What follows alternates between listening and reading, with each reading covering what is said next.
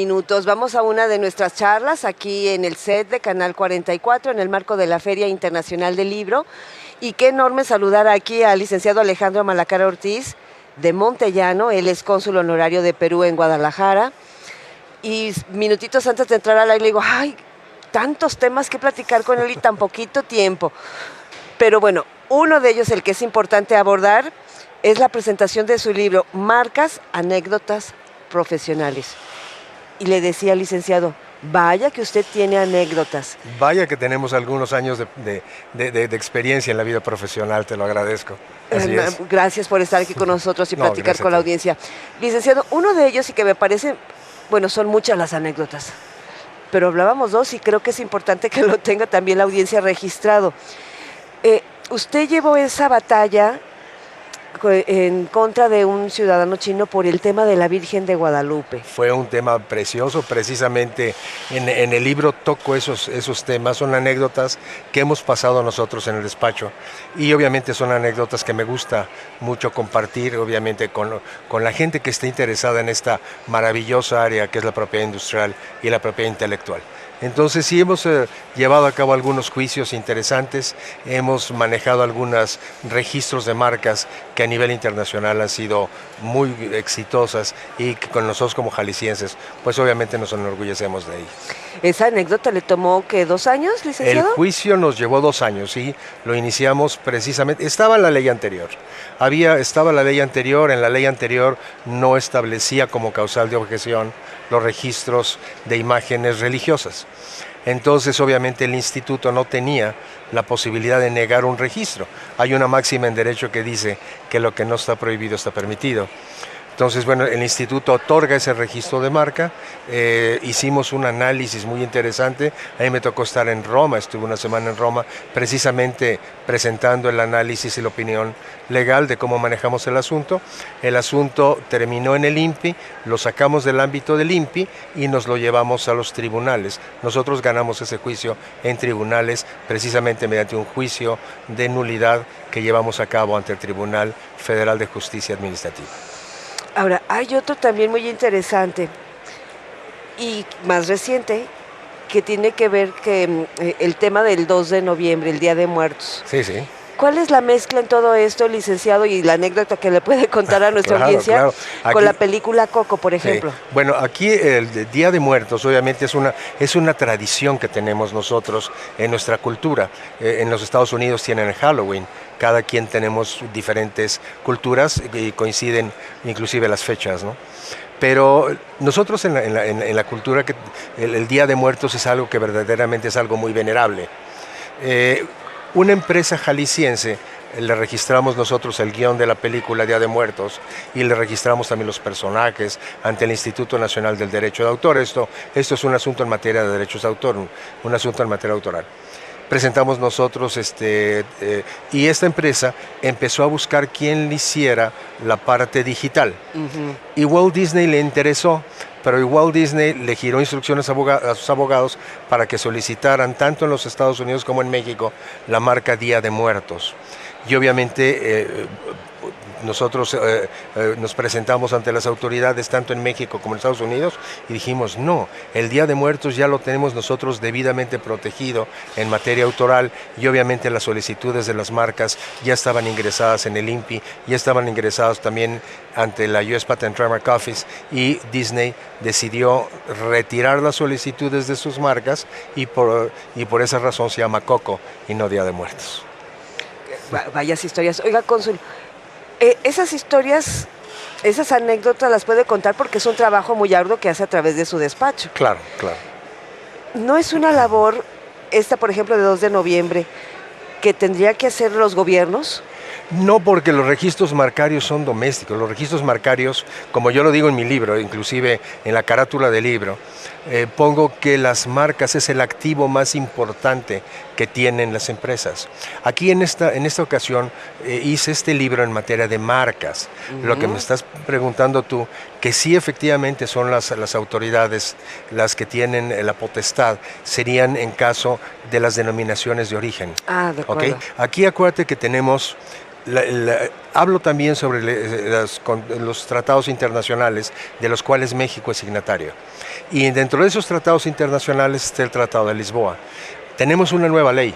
La ley es del 2020 y en esta nueva ley ya aparecen algunos conceptos que prevén los convenios internacionales, como es el caso del Tratado de Lisboa, que habla de denominaciones de origen, como lo veníamos manejando nosotros en las leyes anteriores, pero ya habla de indicaciones geográficas y de marcas de certificación. Yo creo que es uno de los grandes, de las grandes cosas que tiene esta nueva legislación, y para nosotros aquí en Jalisco va a ser una maravilla que podamos tener indicaciones geográficas y obviamente marcas de certificación, independientemente que debemos de seguir trabajando y cuidando mucho las denominaciones de origen que tenemos aquí. Obviamente se nos llena la boca al decir que el tequila es de nosotros y la denominación de origen tequila, reconocida a nivel internacional, pues obviamente es una denominación de origen muy conocida y reconocida a nivel internacional. Sí, se me vino en esa la mente sí, claro, es un tema muy la bello, denominación de origen. ¿Cuándo presenta su libro? El sábado a las 8 de la noche aquí en el área internacional lo vamos a presentar, y este libro está enfocado. Yo no quise enfocarlo para mis alumnos o para abogados, sino lo quise enfocar para todo mundo que quiera conocer la importancia de las marcas, la importancia de registrar las marcas, que los jóvenes empresarios, las micro, pequeñas y medianas empresas, obviamente sepan la importancia que revisten los registros marcarios, la importancia que reviste el mantener vigentes sus marcas y en muchas ocasiones llevar a cabo procedimientos de carácter contencioso. ¿Para qué? Para proteger ese activo importante que es su registro de marca. Obviamente las marcas no únicamente son denominaciones, son logotipos, son marcas tridimensionales, entonces toda esta riqueza que se tiene en materia de propiedad industrial, en materia de marcas, obviamente es de lo que trata mi libro. ¿Qué le dice a sus alumnos o cuando platica con empresarios? ¿Es difícil hacer este tipo de registros? No, no es difícil, pero sí les recomiendo, y esto lo hago público, les recomiendo que se hagan asesorar por un abogado especializado en la materia, porque la ley es muy técnica. La ley es muy técnica, no es únicamente llenar una solicitud y presentarla en el INPI, no. Tienes que conocer la registrabilidad de la marca, tienes que conocer las causales de objeción que prevé la ley en materia de marcas, de qué manera podemos nosotros dar contestación y obviamente, presentar manifestaciones y alegatos para rebatir estas causales de objeción y lograr la protección de la marca de nuestros clientes. Yo creo que eso es una de las cosas más importantes de lo que prevé en este libro. Oiga, licenciado, antes de que se nos acabe el tiempo, recordarle a nuestra audiencia que revise su agenda y una invitación a la presentación de su libro este sábado. La hora, 8 de la noche, aquí en el área internacional. internacional, y a todos mis alumnos que por este medio nos ven, todos mis alumnos que con mucho cariño me encantaría que estuvieran, porque ellos me conocen muy bien. Yo me emociono mucho por mi materia y verdaderamente nos divertimos mucho en mis clases, y yo sé que a muchos de mis alumnos les va a dar gusto que volvamos a platicar en materia de marcas y en materia de propiedad industrial e intelectual. Así que muchachas, muchachos, aquí los esperamos. Pero decía que antes de que nos comiera el tiempo, porque hay tantísimas temas que platicar con el licenciado, soy el país, el de Perú, y ya hablamos de eso. Pero sí me gustaría que me diera su punto de vista, licenciado. Justamente hoy en la mañana el presidente Andrés Manuel López Obrador anunció que el 14 de diciembre estará en Perú. Sí, sí. Precisamente para todo este tema de la Alianza del Pacífico. ¿Cómo lo ve? México ha firmado varios convenios internacionales. La Alianza del Pacífico es verdaderamente algo muy ambicioso, porque no es únicamente Chile, Perú, Colombia y México, sino que realmente es toda la cuenca del Pacífico. Al Perú le toca ahora, obviamente, a la presidencia, se va rotando la presidencia y le toca al Perú. Ahorita lo tiene México, le toca al Perú, y obviamente ha habido una relación comercial muy importante, porque no es únicamente una relación cordial, es una relación obviamente que implica impuestos, implica aranceles, implica convenios internacionales, implica vinculaciones entre empresas. Entonces ha sido muy exitoso la Alianza del Pacífico y yo creo que tenemos nosotros que empezar a hacer bloques económicos, obviamente para que los productos chilenos, peruanos, colombianos, mexicanos, hagamos un grupo para poder venderles a los chinos, japoneses, coreanos, etcétera. Esas son las bondades de la Cuenca del Pacífico, esas son las bondades de la Alianza del Pacífico. Y es posible, licenciado, porque hay grupos, hay personas que están interesadas en boicotearlo. Sí, bueno, obviamente hay muchas personas que están interesadas en boicotear los convenios internacionales. ¿Por qué? Porque tienen una visión muy doméstica. Pero el mundo ya se abrió, vivimos en un mundo globalizado.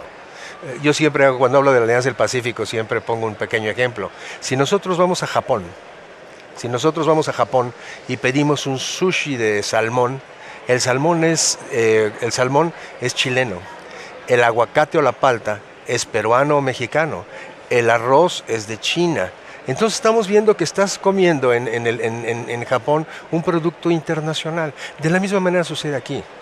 ¿Cuántas veces nosotros hemos comido, cuántas veces nosotros nos hemos vestido con productos que son del ámbito internacional? Las empresas están haciendo negocios desde un punto de vista globalizado. Aquí lo tenemos dos áreas, tenemos el área internacional. Estamos, como yo les decía, es un festival de literatura internacional.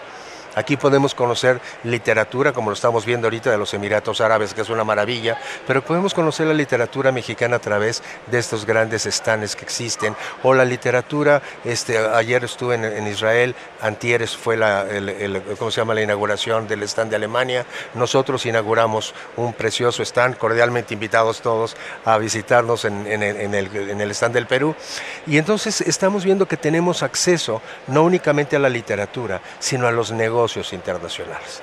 Yo creo que estamos viviendo ya en un mundo globalizado. Esto no lo para nadie, Una de las cosas que es verdaderamente maravillosas, y me da mucho gusto decirlas, el aeropuerto de Guadalajara, ¿cómo va a crecer? O sea, el aeropuerto de Guadalajara vamos a ser el aeropuerto más importante desde el punto de vista de comercio internacional en el occidente del país. Y obviamente ahí está toda la cuenca del Pacífico. A mí en alguna ocasión me invitaron a conocer la parte de aduanas del aeropuerto de Guadalajara y es verdaderamente impresionante. Hay tres grandes bodegas refrigeradas donde ves todos los productos refrigerados que vienen de todo el mundo. Y ves los grandes aviones, ves los Jumbo Jets y los grandes aviones de Qatar Airlines, de Air France, de Lufthansa. O sea, estamos viviendo en un mundo verdaderamente globalizado y en muchas ocasiones no nos damos cuenta de ello. Así es. Licenciado, enorme placer tenerlo aquí. No, el placer es mío. Muchísimas gracias. Muchísimas gracias.